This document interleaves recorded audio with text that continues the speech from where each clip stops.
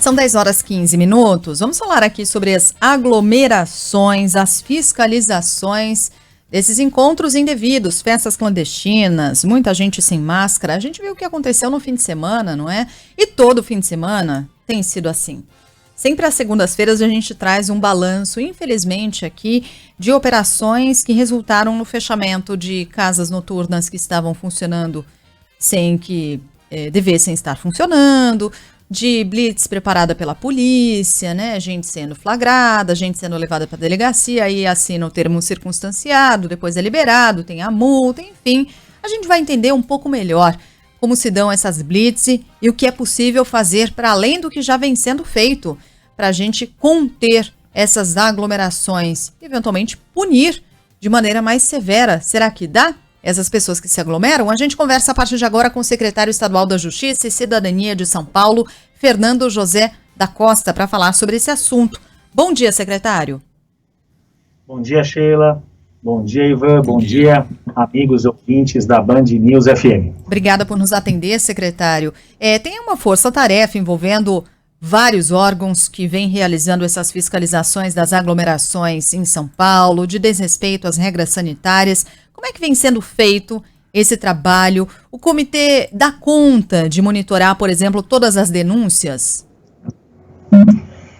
Esse é um importante trabalho que foi idealizado pelo governador João Dória, pelo prefeito Bruno Covas, que se iniciou há aproximadamente 45 dias.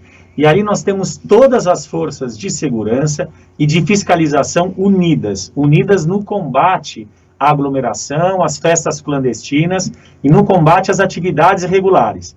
Então nós temos unidas a Guarda Civil Metropolitana, a fiscalização municipal, a vigilância sanitária, esses órgãos municipais e os órgãos do governo do estado de São Paulo, a Polícia Militar, a Polícia Civil e o PROCON. Então estão todos unidos para a realização de operações. Temos ainda a participação da Assembleia Legislativa, representada pelo deputado Frota.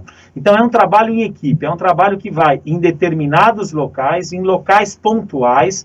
Para quê? Para impedir, encerrar, acabar com aquela aglomeração, com aquela proliferação de contágio do vírus.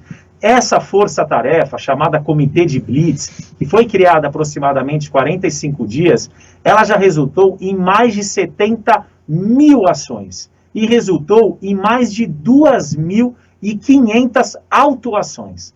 Essas autuações, elas vão desde autuações administrativas a autuações criminais. As administrativas, nós temos a aplicação de multa para aquelas pessoas que não estão utilizando máscaras, de multa para os estabelecimentos que permitem que pessoas não utilizem máscaras, vão também a interdição daqueles locais e vão também as questões criminais, como essa do jogador de futebol. É crime do artigo 268 do Código Penal, é crime contra a saúde pública, né? Estar em local com aglomeração, não respeitando as determinações do poder público, do Plano São Paulo, de não estar em um local como esse, sem a utilização das medidas protetivas, como máscara, distanciamento, utilização de álcool gel ou a limpeza das mãos. E aí é crime com pena privativa de liberdade, pena de prisão de até 1 ano. Como é um crime que a gente chama de menor potencial ofensivo, é dada a possibilidade aos infratores de fazer uma transação penal. O que é a transação penal? É um acordo. Ele paga um valor pecuniário que é destinado a uma entidade social e não responde, encerra ali aquela questão criminal. Mas é importante que se diga, ele paga essa multa, essa sanção, e nos próximos 5 anos não poderá se utilizar desse mecanismo de transação penal. Se for pego novamente praticando um crime ou um crime contra a saúde pública, aí vai responder criminalmente. Esse final de semana eu tive a oportunidade de acompanhar algumas festas, né, clandestinas que estavam sendo realizadas na cidade de São Paulo. A primeira foi no Campo Belo, no sábado. Lá nós tínhamos mais de 100 pessoas aglomeradas. Então a operação foi realizada, a festa clandestina foi interrompida. Depois fomos na madrugada para Carapicuíba, outra festa clandestina com também mais de 100 pessoas. E no domingo à tarde estivemos em Itaquera. ali também com mais de 250 pessoas, com festa interrompida. Essas são as autuações da força-tarefa, mas evidentemente existem outras atuações que estão sendo feitas por outros departamentos da Polícia Civil, que não o DOP e o Garra, que estão sendo feitas pela própria Polícia Militar, que muitas vezes acompanha a gente nessas operações, para todos aqueles casos em que as pessoas ligam por 190, e também pela fiscalização municipal e vigilância sanitária, tanto municipal como estadual. O importante que a sociedade tem que entender é que essas medidas que estão sendo tomadas pelo governo do estado de São Paulo, pelas autoridades públicas, elas visam, e pelos municípios, a proteção dessas pessoas. As pessoas têm que entender que a pandemia, que a Covid-19, ela é transmitida pelo ar, através da transmissão de gotículas, que acontecem quando as pessoas falam, quando as pessoas tossem, quando as pessoas espirram, e as outras pessoas recebem na face, no nariz, essa gotícula. E a partir dali, passam a ser contaminadas pela Covid-19. Então, em um local pequeno, com uma aglomeração de 300 pessoas, sem a utilização da máscara, a máscara aqui que eu estou usando é aquela que impede a transmissão dessa gotícula. O distanciamento de 2 metros, pelo menos, é o que impede a proliferação da Covid-19.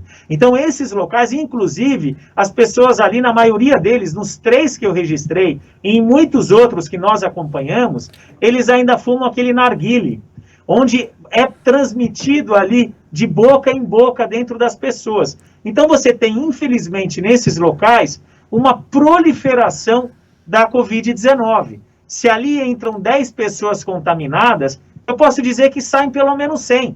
Isso resulta em maior número de contaminações, em maior número de internações em UTI e maior número de mortes. Hoje nós temos mais de 90 mil mortes de Covid no estado de São Paulo. Nós estamos próximos a chegar ao triste número de 400 mil mortes no Brasil.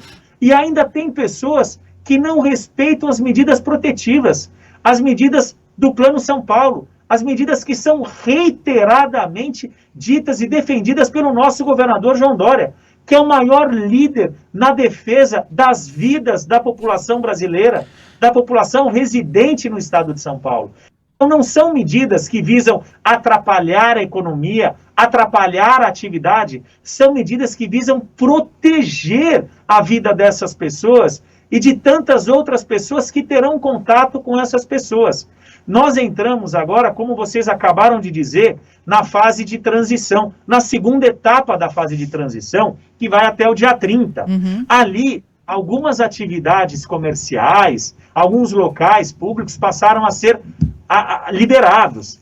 Mas nós não podemos confundir os restaurantes. Os restaurantes foram liberados até às 19 horas. Liberados de que forma? Respeitando essas medidas de proteção à vida. Utilização de máscaras, o distanciamento, o número limitado de pessoas em determinada mesa, o número de 25% de ocupação.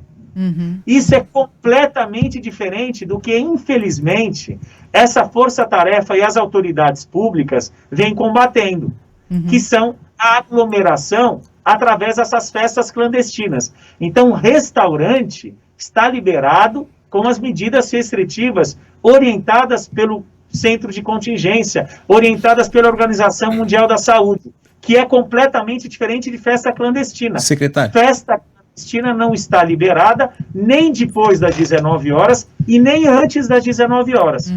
Pois não. Não, eu queria voltar ainda a essa questão da criminalização, porque a gente fala muito aqui no Brasil, todo mundo é igual, mas tem gente que é mais igual que os outros, né? É o que a gente vê em relação à punição, né? O atacante Gabigol foi multado, fez lá o acordo que o senhor falou, da transação penal, R$100 mil, num lugar onde havia 200 pessoas. Essas 200 pessoas vão ser multadas em R$100 mil. O que a gente quer saber em relação a tornar a punição mais rigorosa é se é só o dono do estabelecimento que paga essa multa, é só o Gabigol porque ele é famoso, ou todo mundo que está ali naquela festa, todo mundo que está compartilhando um narguile é multado também. E se há alguma forma de adotar uma medida mais rigorosa em relação a isso, em relação à punição. situação? Porque recentemente a gente entrevistou aqui o secretário do Meio Ambiente da cidade de São Paulo, secretário municipal, e ele falou assim, mas poxa, imagina você multar um pai de família que tá sem máscara, andando na rua, e eu retruquei falando, mas por que não? O que eu queria saber é em relação a isso, né? Há diferença na punição, porque é um jogador famoso. A gente teve outro caso, né, do jogador do Palmeiras também, que testou positivo e foi flagrado no shopping com a mãe. Quer dizer, que tipo de ações são tomadas em relação à punição mesmo dessas pessoas? Todos são punidos? Como são punidos? Boa pergunta, Ivan. Nós temos aí 2 tipos de punição. A punição administrativa e a punição criminal, né? A criminal, ela é individualizada à pessoa física. São as pessoas físicas que respondem pelos crimes, salvo os crimes ambientais que as pessoas jurídicas podem responder e que não é o caso aqui em questão. Então, os crimes são respondidos por as pessoas físicas, como o caso do jogador e várias outras pessoas que ali têm a sua identidade registrada, que são conduzidas às autoridades policiais, são registrados os termos circunstanciados e, posteriormente, são chamados para essa audiência preliminar, onde há essa proposta de acordo, de transação penal. É um acordo que se faz com essa pessoa para que ela pague um valor indenizatório e encerre a questão criminal. Então, isso não acontece única e exclusivamente com o jogador de futebol. Acontece com várias outras pessoas que se encontram ali naquele local de aglomeração. O que eu tenho ouvido das autoridades públicas, da Polícia Civil, da Polícia Militar e daqueles que participam dessas operações, é que a maioria das pessoas que são encaminhadas às autoridades policiais são aquelas que, de fato, ali se encontram desrespeitando as normas de proteção, como utilização de máscara gel, que estão fumando narguile. Existem ainda outras pessoas que ali praticam desacato, né? Ofendem as autoridades públicas, então ali passam a responder também por crime de desacato. Com relação às infrações administrativas, essas vão às pessoas jurídicas, ao estabelecimento comercial. Então você tem aplicação de multa por estabelecimento comercial, realizar ali as atividades, né, não permitidas. Você tem até multa para não ter a colocação, a advertência de que menor de 18 anos não pode oferecer bebida alcoólica, de que é proibido fumar ali naquele local. Então você tem vários tipos de infrações e do impedimento da continuidade daquela atividade ali que passa a ser interrompida.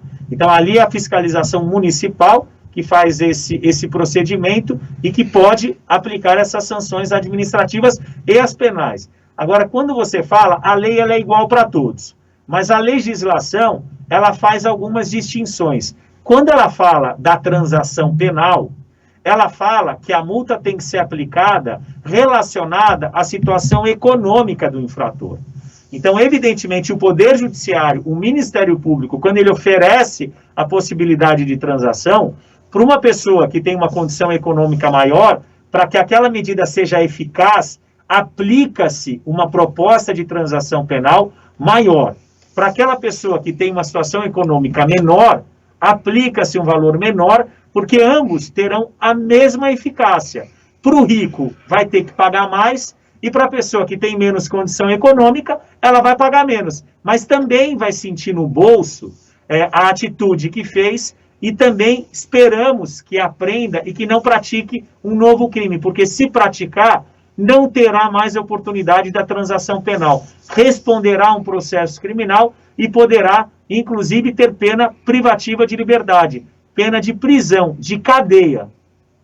Muito bem. Bom, a gente conversou aqui, infelizmente, viu, secretário, nosso tempo é muito curtinho, mas eu agradeço muito aqui o senhor ter atendido a Band News FM. A gente conversou com o secretário estadual de Justiça e Cidadania de São Paulo, Fernando José da Costa. Obrigado, um bom trabalho, viu, secretário? Imagina, eu que agradeço. Eu queria fazer um alerta à sociedade. Por favor, não compareçam em festas clandestinas, ajudem a salvar vidas, ajudem a usar máscaras, usem álcool gel, respeitem as medidas, as determinações dadas pelas autoridades públicas, salvem as suas vidas, as vidas dos seus parentes e as vidas dos outros brasileiros. Obrigado. Obrigada, bom dia.